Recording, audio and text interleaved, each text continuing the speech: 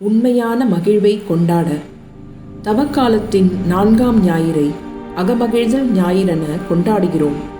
எருசலேமுடன் இணைந்து அகமகிழவும் அக்களிக்கவும் நம்மை அழைக்கும் இன்றைய திருப்பலியின் வருகை பல்லவியிலிருந்து இந்த ஞாயிறு அகமகிழ்தல் ஞாயிறு என்ற பெயரை பெற்றுள்ளது. அகமகிழ்தல், அகம் கூட்டல் மகிழ்தல் அல்லது அக்களித்தல், அகம் கூட்டல் கழித்தல் என்ற இரு சொற்களிலும் அகம் என்ற சொல் முக்கியமானது. நமது அகம், அதாவது நமது உள்ளம் நிறைவடையும் போது உருவாவதே உண்மையான மகிழ்வு. தவக்காலத்தில் மன்னிப்பு, ஒப்புரவு ஆகிய அனுபவங்களால் நமது உள்ளங்கள் நிறைவடையும் போது உருவாகும் உண்மையான மகிழ்வை கொண்டாட திரு அவை இன்று நம்மை அழைக்கிறது.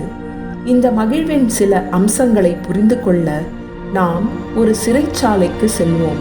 சில ஆண்டுகளுக்கு முன் நியூயார்க் டைம்ஸ் செய்தித்தாளில் ஒரு சிறைச்சாலையை மையப்படுத்தி வெளியான ஒரு செய்தி உண்மையான மகிழ்வை புரிந்து கொள்ளவும் இன்றைய நற்செய்தி சொல்லும் உண்மைகளை உணர்ந்து கொள்ளவும் உதவியாக இருக்கும்.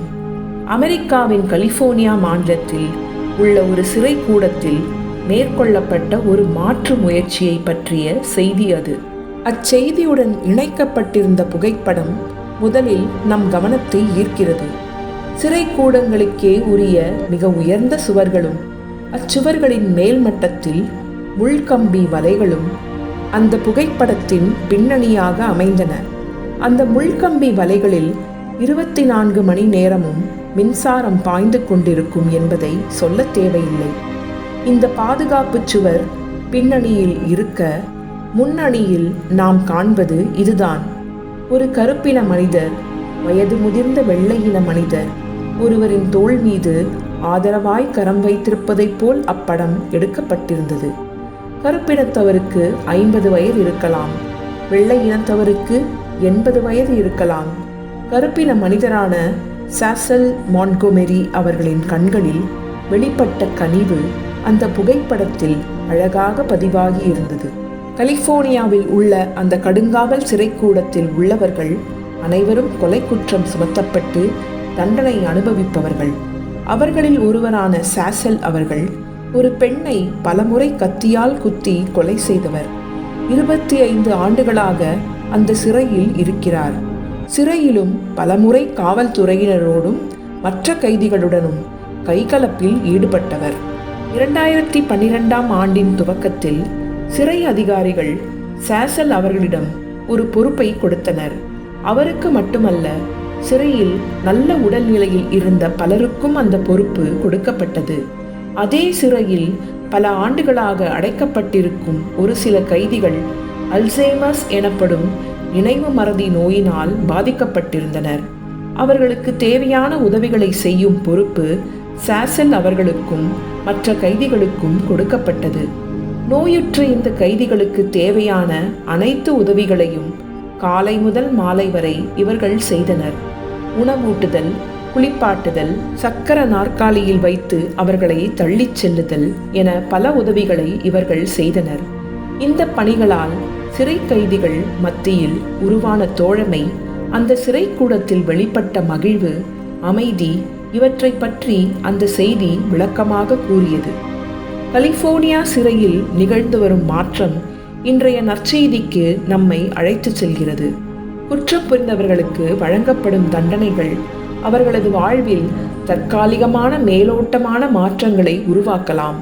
ஆனால் சிறை கூடங்களில் பரிவும் பாசமும் வெளிப்படும் போது அவை குற்றவாளிகளில் நிரந்தரமான மாற்றங்களை உருவாக்கி அவர்கள் மீண்டும் மனிதர்களாக வாழ வைத்துள்ளன என்பதை நாம் அறிவோம். இதுவே அவர்கள் அடையும் மீட்பென நாம் கருதலாம். விவிலிய வாக்கியங்கள், குறிப்பாக 4 நற்செய்திகளின் வாக்கியங்கள் பல மேற்கோள்களாக பயன்படுத்தப்படுகின்றன. இந்த வாக்கியங்களிலேயே மிக அதிக அளவில் மேற்கோளாக பயன்படுத்தப்பட்டுள்ள ஒரு வாக்கியம் உள்ளது என்றால் அது நாம் இப்போது வாசித்த இறை வாக்கியம். யோவான் அதிகாரம் 3 இறைவசனம் 16 என்று உறுதியாக சொல்லலாம்.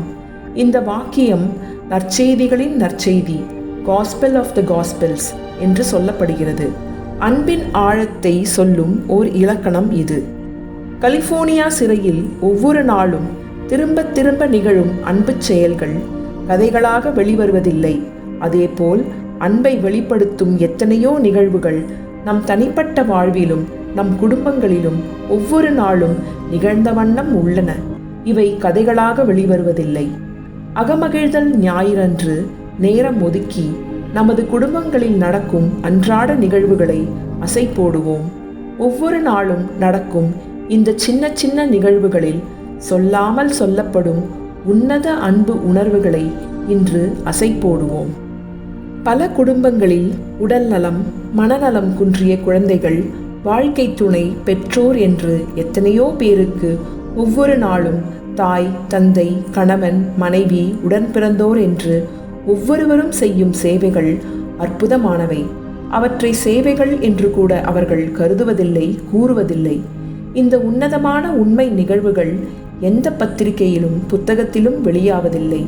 வெளி உலகிற்கு தெரியாத வண்ணம் ஒவ்வொரு நாளும் அன்பு பணியில் தங்களையே தகனமாக்கும் ஆயிரம் ஆயிரம் அன்பு இதயங்களுக்காக இறைவனிடம் இன்று சிறப்பாக நன்றி சொல்வோம்.